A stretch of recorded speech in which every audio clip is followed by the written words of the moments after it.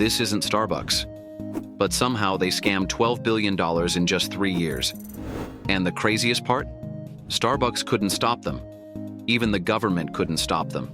But how does a fake Starbucks manage to scam $12 billion without anyone noticing? Let's break down the 5 hidden tricks they used, the ones nobody else is talking about.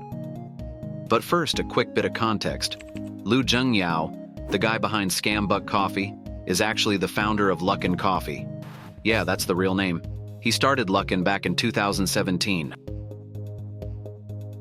Let's jump straight into Trick 1, Tech Company. Lu Jungyao is a very hard name to say, so for the remainder of the video, I'm going to call him Bob, to save characters on 11 Labs. I mean, to make it flow better. Bob had a crazy idea. He wanted to start a coffee business like Starbucks. For weeks, he obsessed over how to outsmart the coffee giant. Then one day, it hit him. In his mind, he'd cracked the winning formula, but first he needed money, and lots of it. So he pitched his idea in a unique way. It's presentation day. The first thing he did? He pitched Scambucks Coffee as the anti-Starbucks, meaning small shops, not a lot of space, no cashiers, and no money. Yeah, you heard that right. Luckin Coffee didn't accept cash or card. We'll talk more about this in Trick 2. The second way he pitched his idea was by presenting it as a tech startup.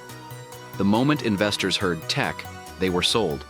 People invested their life savings in some random guy's coffee business. But why? Why did investors actually agree to invest in a random guy who dreamed of beating Starbucks? Well, there's something I haven't told you about Bob.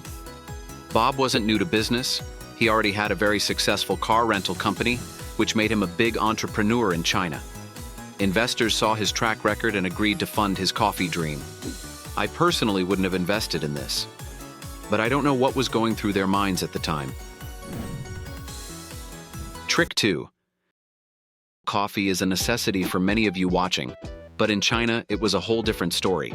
The problem was, coffee wasn't actually a big thing in China. It's traditionally a tea-drinking country, and not many Chinese people drank coffee back in 2017. A study showed that the average American drank 360 cups of coffee a year, while the average Chinese person drank just 6. Huge difference, right?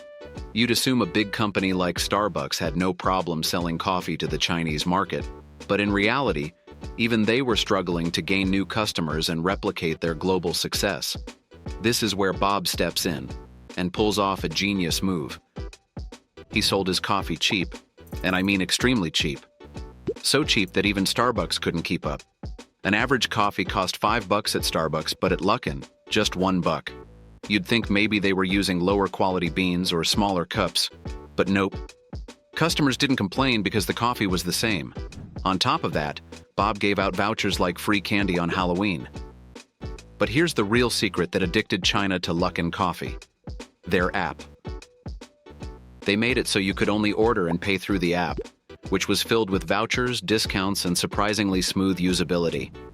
Every time you ordered, you'd either get a free coffee or a discount, and this kept people coming back again and again. On paper, Luckin made millions, even billions. But in reality, they were actually losing money on every single order. I'll show you how in Trick 4. Trick 3. Rapid expansion. Bob now wanted to expand his chain, and he wanted to do it fast. But for that, he needed a lot of money.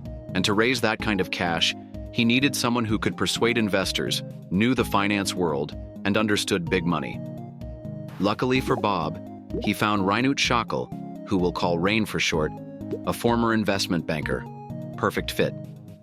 With Rain's help, Luckin managed to raise a whopping $400 million.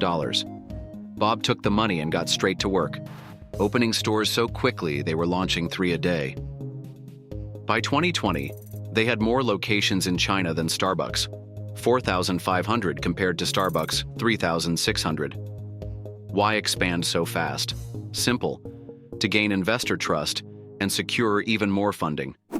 Genius. Or so it seemed. But what if I told you all those customers, that revenue, that explosive growth? It was all fake? Let me explain. Trick 4. Illusion of demand.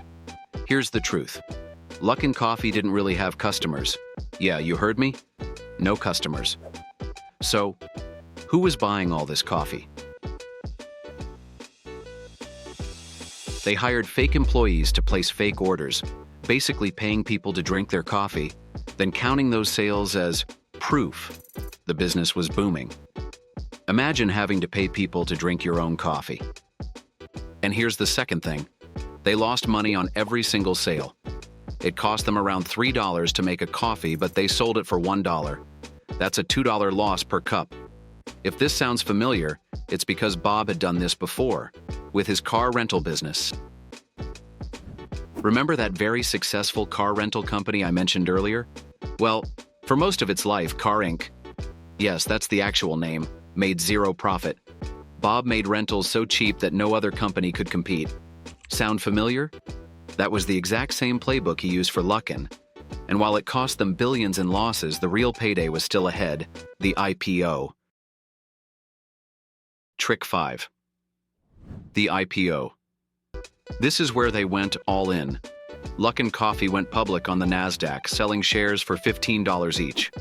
On the first day, the price shot up to $25 a share, valuing the company at $5.8 billion.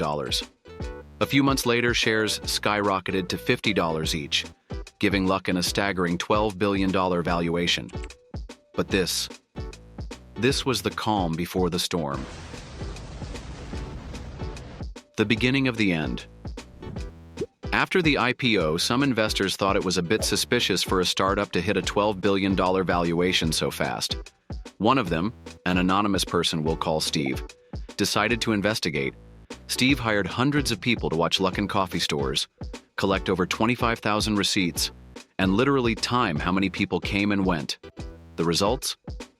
The actual sales numbers were 80% lower than what Luckin had been reporting. Steve sent the findings to Carson Block, a well-known short seller famous for exposing corporate fraud. Carson looked at the numbers and agreed. Luckin was a massive scam. When Carson published the report, Luckin's stock price instantly dropped by 60%. A few months later, the company admitted to the fraud, hoping to avoid a total government shutdown. They blamed 2 executives for the scheme, and by some miracle, Luckin Coffee still exists today. But they're nowhere near as popular, and they're still struggling.